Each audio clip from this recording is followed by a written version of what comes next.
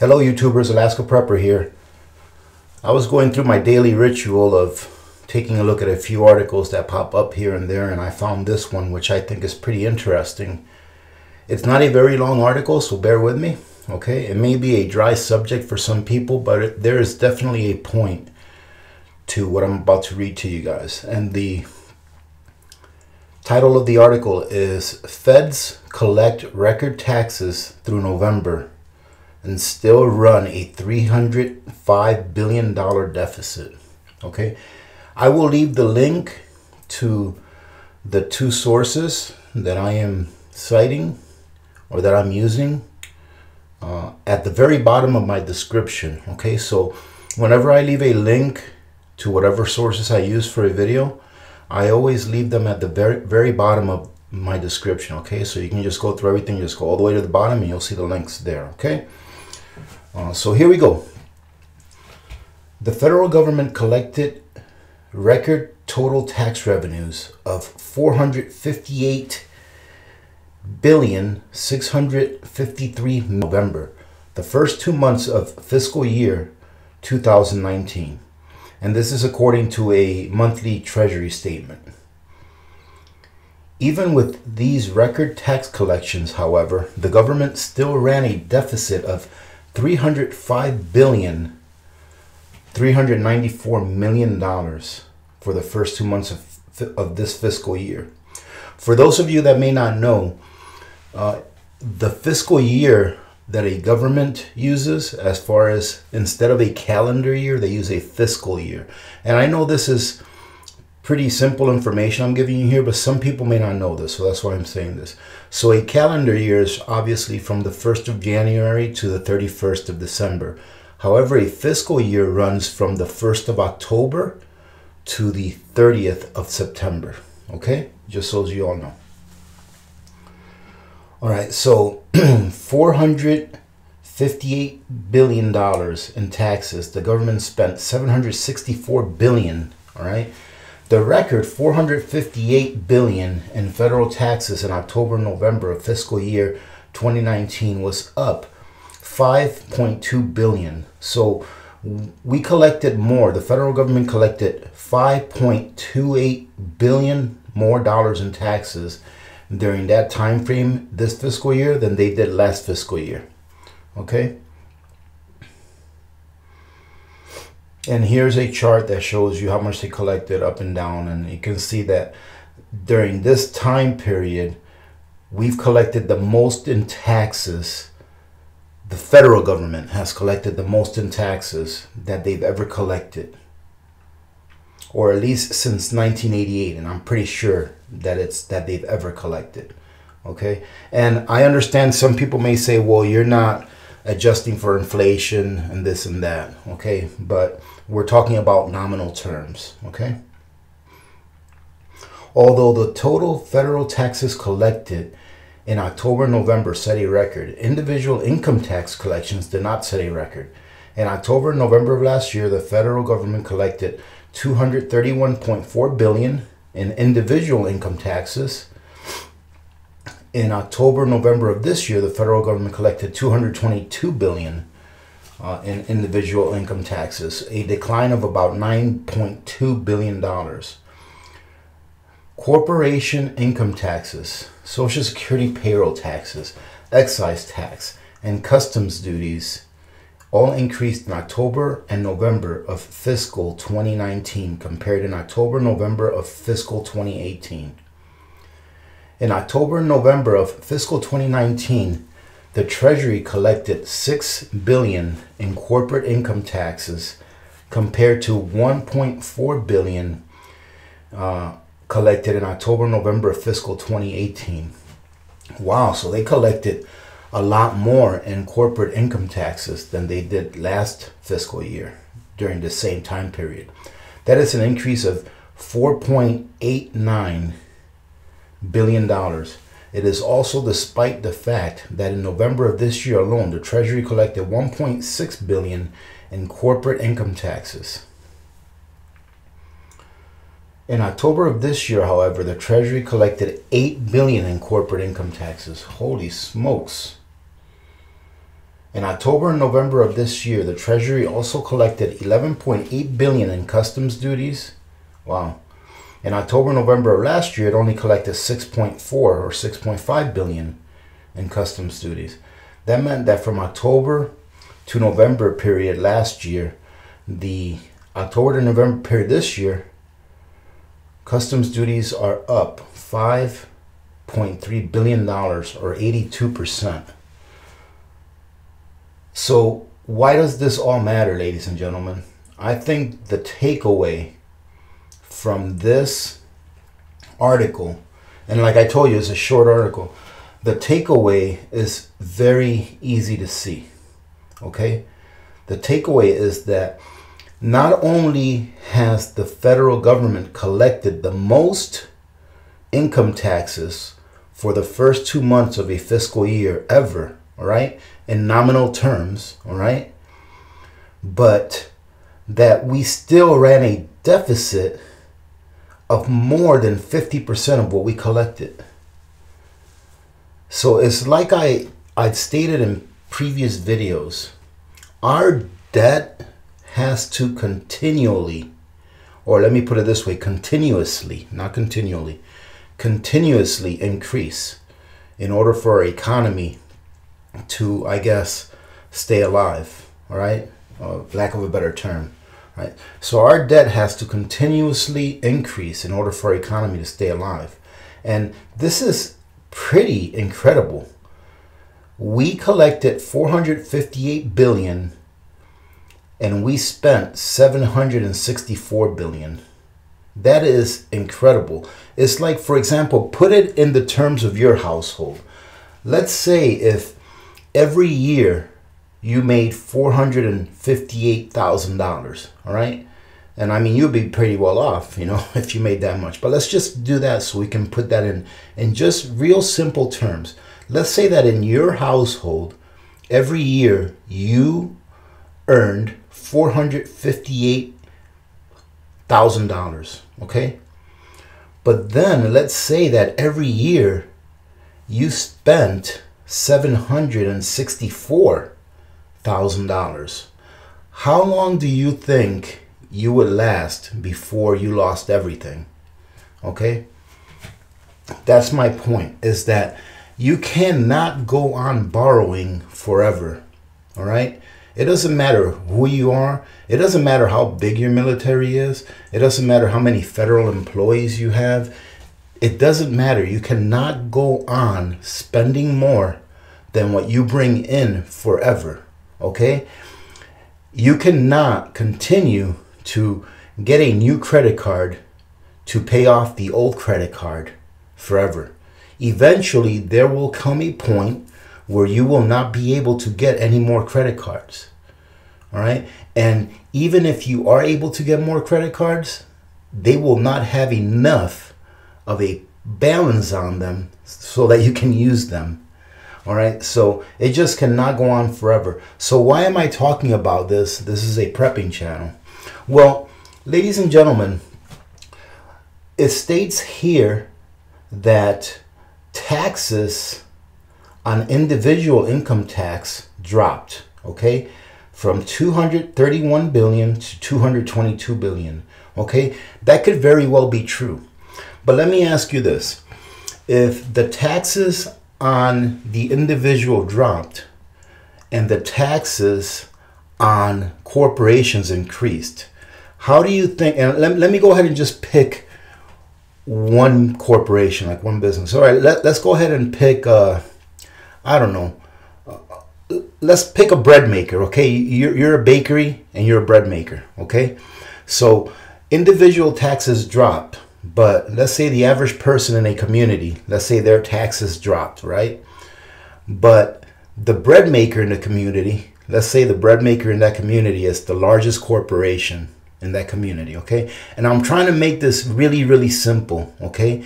Because I want to make sure that everyone can understand it, okay? I'm sure that some of our listeners are extremely intelligent and can understand, you know, financial terms that not the everyday layman uses.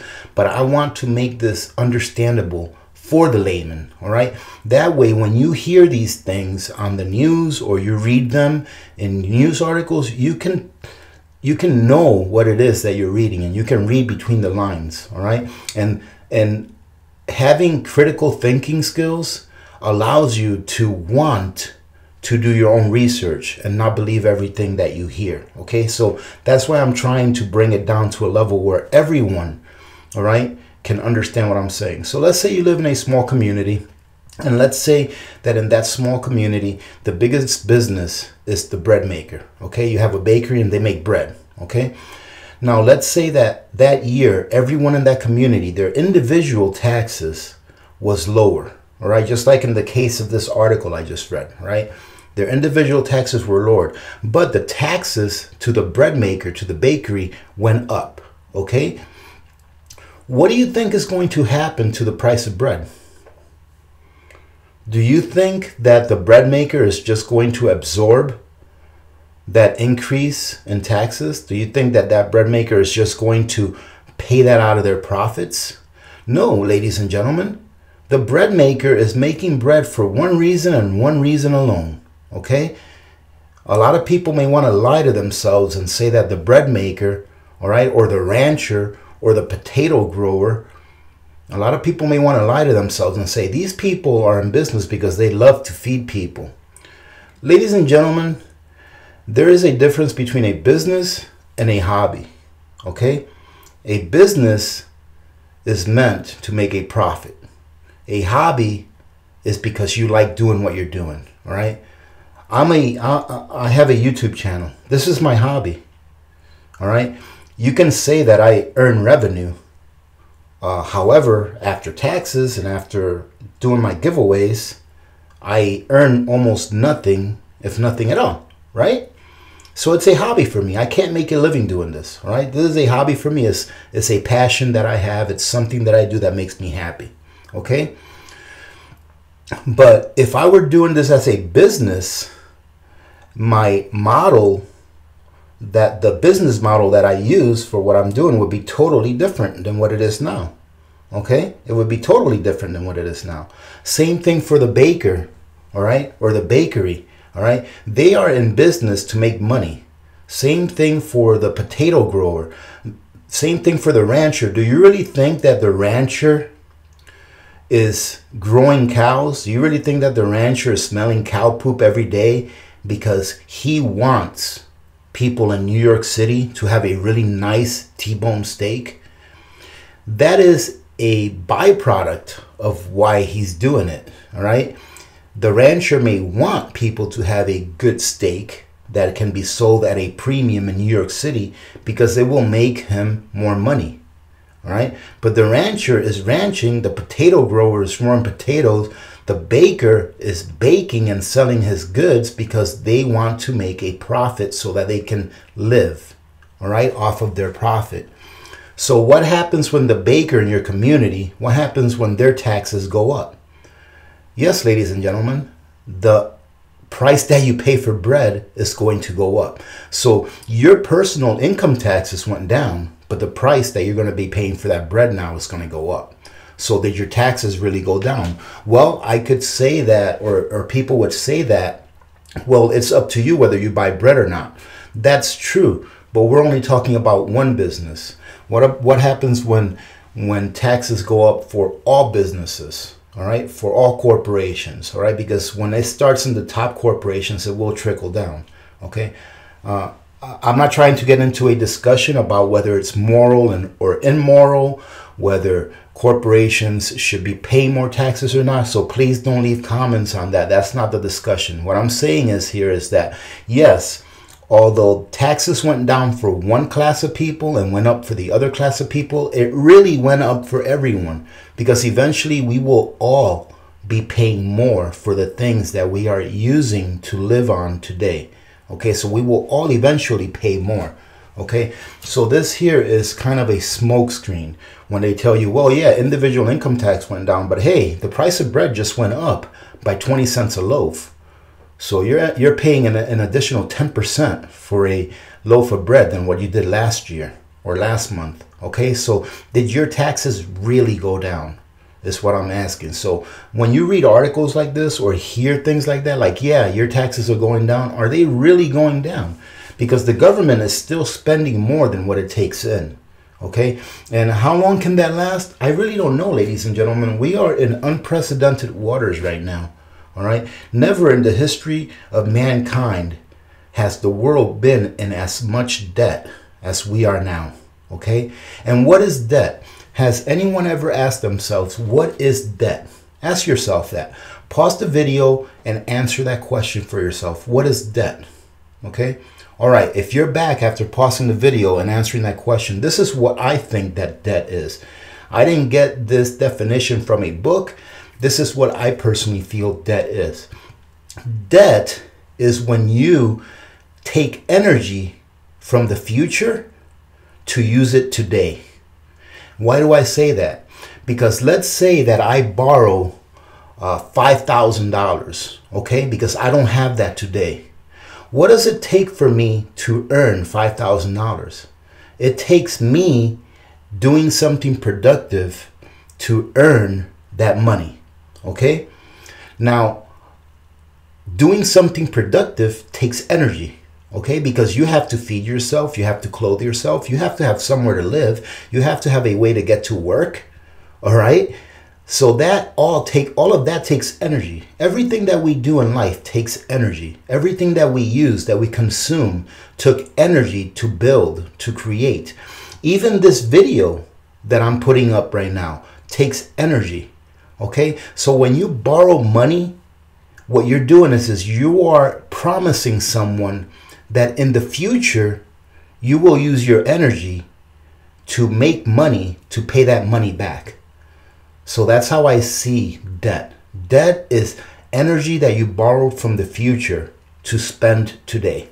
Okay, so I wanted to go over real quick an article that I came on, and the name of the article is 8 Reasons Why Rome Fell. And I'm only going to concentrate on one of them, and you can all go and take a look at this if you would like. It's from the History Channel, I believe. Okay. And 8 reasons why Rome fell. I picked one, and obviously I picked the financial part because that's what we're talking about today, okay? And if you're asking yourselves, what does this have to do with prepping? Well, it has a lot to do with prepping, ladies and gentlemen. Not only in encouraging people to look into wealth preservation, all right, in the form of tangible goods and in the form of precious metals. Why tangible goods? Because that generator that I bought a few days ago that I showed off to you guys in my last video, that generator in a few years will probably be a lot more than what I paid for it today. Okay, so that's one of the main reasons. All right, and as far as precious metals are meant to bring your wealth into the future. Okay, and your purchasing power into the future. What is wealth? All right, wealth, this is my definition of wealth. Okay, ladies and gentlemen, you're getting it as you see it right now. My definition of wealth is any money, and what I mean by money is anything that is a tangible good. Okay, that generator right there to me is money. Okay, that generator is money to me. Why? Because I can trade that generator. I can put it on Craigslist and trade it for something else. I can either trade it for fiat, or I can trade it for a water tank, all right, or I can trade it for a sled, whatever, all right? To me, that's money. So wealth is any money that you have in excess of what you need to live. So if I make $500 a week, but it only costs me $400 a week to live, that extra $100 is wealth. All right, it's money that I have in excess of what I need to live. So what will I do with that extra $100? I have a lot of choices on what to do with it. I can put it in the stock market. Okay, I can buy bonds. All right, I can save it up and buy property. All right, and I can also turn it into precious metals and save that precious metal to take that wealth into the future with me. Okay, so let me go ahead and read this real quick because I can tell already that I'm starting to blab on and I don't want to make this video too long. Okay, so here we go. Even as Rome was under attack from outside forces, and when I'm reading this, try to compare what I'm reading to what is happening here in the US, or maybe even in your country if you don't live in the US, okay?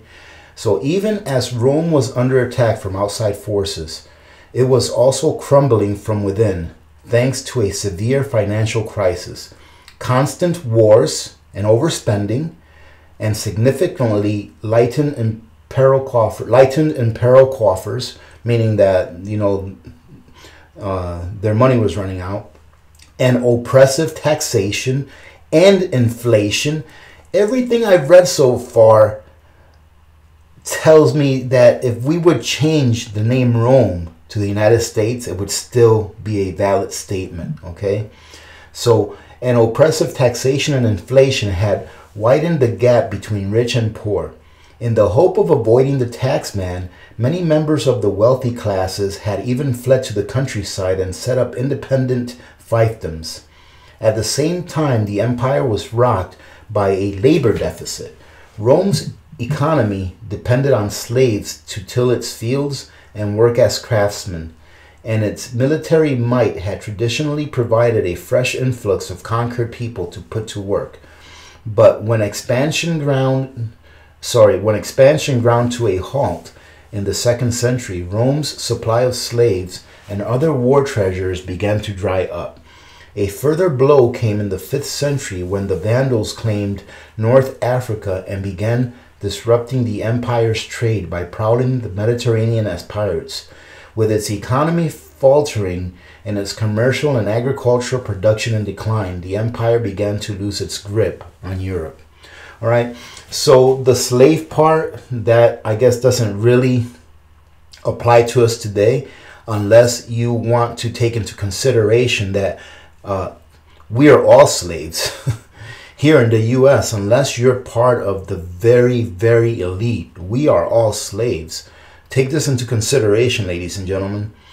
If you're a member of Congress, it is legal for you to do insider trading.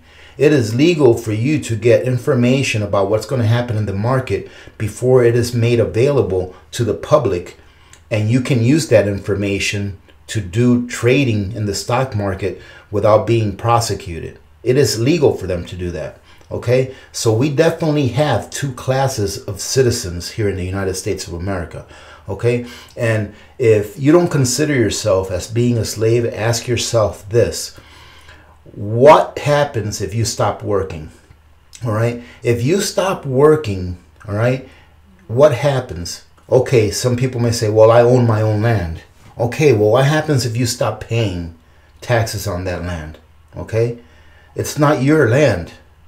The land that I live on is not my land. All right. So what happens if you stop paying taxes on it? So pretty much you have to work. There are very few people in this country that live as free as they can possibly live. But freedom is not easy, ladies and gentlemen. Ask anyone that lives out in the bush. I think it's Kanzi that lives out in the bush. Ask them if it's an easy life. They have to chop their own wood. They have to resource their own meat.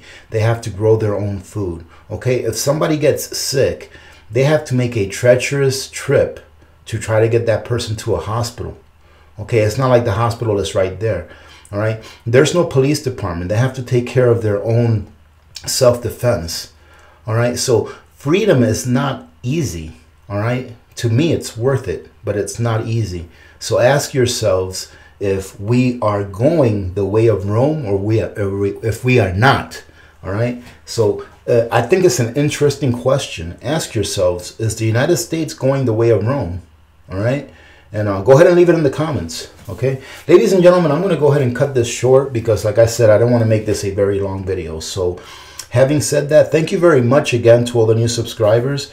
Our subscriber shout out this Sunday is going to be pretty long again.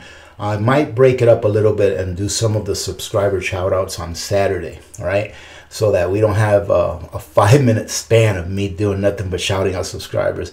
It's something that I decided to do when I first started this channel. I think it's important because everybody likes to hear their name heard, unless you're going to court. All right, so I think it's very important. It's just one of the very small ways of me to show you all how I appreciate that you have decided to join the community and how lucky we are as a community to have you guys, whether you're an experienced prepper, whether you just started prepping, or whether you haven't started prepping. So if you enjoyed the video, ladies and gentlemen, I don't say this very often, but if you enjoy these videos, please give it a like. Please share it with someone you like. By now, if you've seen a few of my videos, hopefully you've come to understand that the message is pure, all right? That I'm doing this because I want to wake people up and I want people to be prepared, okay? In case something happens. If nothing ever happens, that would be a blessing. If nothing ever happens where we have to use our preps, ladies and gentlemen, that would be a blessing. It wouldn't be a waste of money. Absolutely not. It would be a blessing. Okay, so hope that nothing ever does happen to where we have to use our preps. Okay, that's an actual blessing. I had a comment not too long ago of someone that said that they've been prepping for 15 years, their food ended up going bad, and that it's just all a waste of money and that prepping is BS.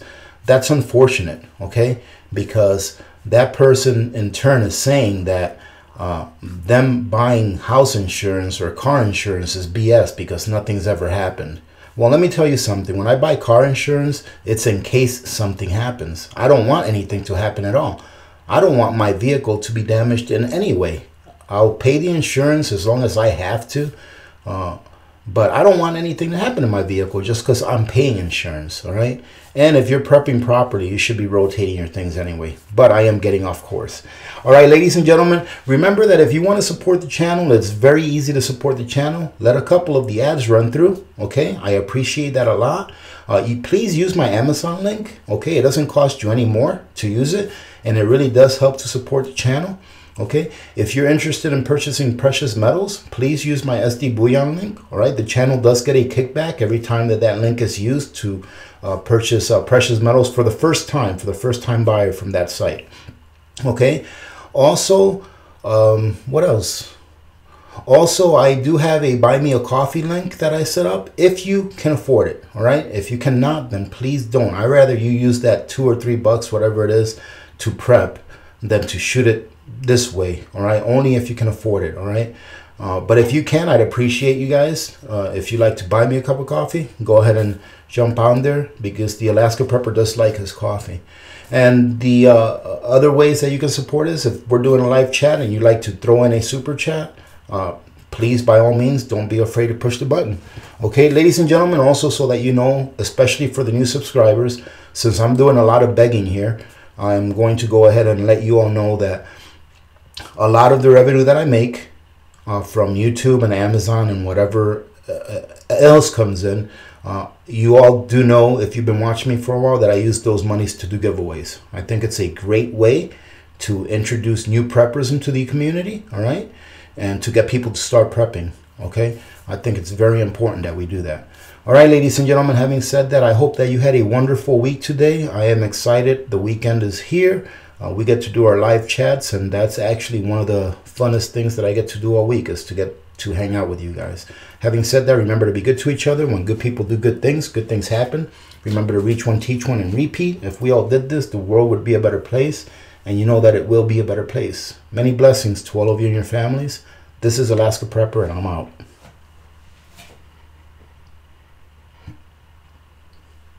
5.